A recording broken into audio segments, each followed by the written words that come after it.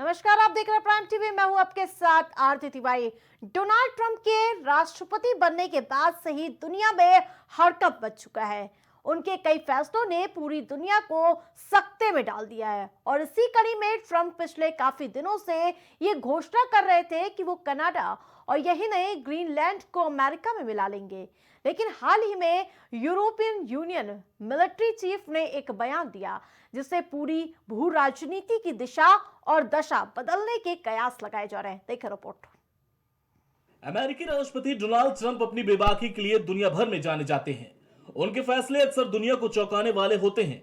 राष्ट्रपति बनने से पहले ही उन्होंने कई सारी ऐसी घोषणाएं कर दी थी जिसने पूरी दुनिया को एक पल के लिए सकते में डाल दिया था। ट्रंप पिछले काफी दिनों से यह घोषणा कर रहे थे कि वो कनाडा और ग्रीनलैंड को अमेरिका में मिला लेंगे, लेकिन हाल ही में यूरोपियन यूनियन मिलिट्री चीफ ने एक बयान दिया जिससे राजनीति की दिशा और दशा बदलने के कयास लगाए जा रहे हैं। ट्रंप के ऐलान से एक और युद्ध की आहट। अमेरिकी राष्ट्रपति डोनाल्ड ट्रंप ने ऐलान किया था कि वो कनाडा को अमेरिका का 51वां राज्य बनाकर यूनाइटेड स्टेट्स में शामिल कर लेंगे और उसका राज्यपाल वो जस्टिन ट्रूडो को बना देंगे। ट्रंप के इस ऐलान का असर कनाडा की राजनीति में इस कदर देखने को मिला कि कनाडा के कई आला अधिकारियों समेत खुद प्रधानमंत्री ट्रूडो ने भी अपने पद से इस्तीफा दे दिया था। इसके बाद ट्रंप ने ऐलान किया कि वो ग्रीनलैंड को यूनाइटेड स्टेट्स में मिला लेंगे। बता दें कि ग्रीनलैंड आधिकारिक रूप से डेनमार्क के कब्जे में है और डेनमार्क यूरोपियन यूनियन का हिस्सा है। ट्रंप के इस ऐलान के बाद European Union military chief Robert Brieger का बयान सामने आया, जिसके बाद से दुनिया में एक और युद्ध की आहट सुनाई दे रही है।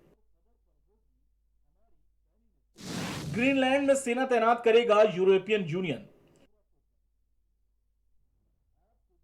यूरोपियन यूनियन के मिलिट्री चीफ ने कहा कि हम भी ग्रीनलैंड में सेना तैनात करेंगे। बता दें कि ऑस्ट्रियाई जनरल रॉबर्ट ब्रिगर ग्रीनलैंड को सिक्योरिटी देने वाली सैन्य समिति के प्रमुख हैं। हालांकि जनरल रॉबर्ट ब्रिगर ने ग्रीनलैंड में सेना तैनात करने का अपना अलग कारण बताया है। उन्होंने कहा है कि ऐसा करने से चीन और रूस को दो टूक संदेश मिलेगा और वो ग्रीनलैंड को बुरी नजर से नहीं देख पाएंगे।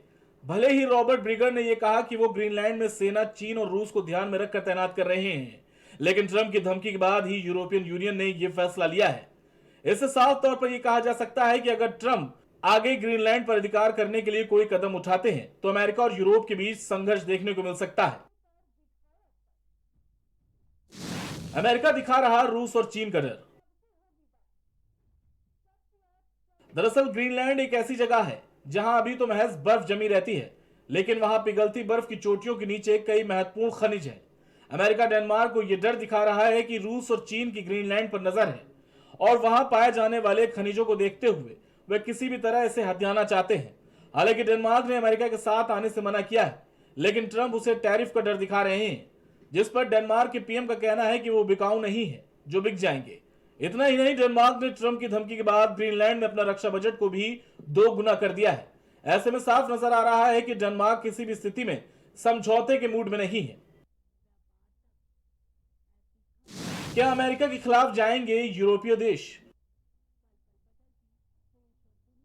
अगर भू राजनीति को गुटों के नजरियों से देखा जाए तो दुनिया 2 गुटों में बटी दिखाई देती है। एक गुट जिनका प्रतिनिधित्व अमेरिका करता है और यूरोप के सारे देश भी अमेरिका के एक गुट में ही आते हैं। दूसरा गुट जिसमें रूस और चीन मुख्य भूमिका नजर आते हैं। अगर अमेरिका के गुट में यूरोपीय देशों की बात की जाए तो कहीं ना कहीं सभी यूरोपीय देश अमेरिका के पिछलग्गू के रूप में ही नजर आते हैं। सभी यूरोपीय देशों पर काफी हद तक अमेरिका का वर्चस्व हावी नजर आता है।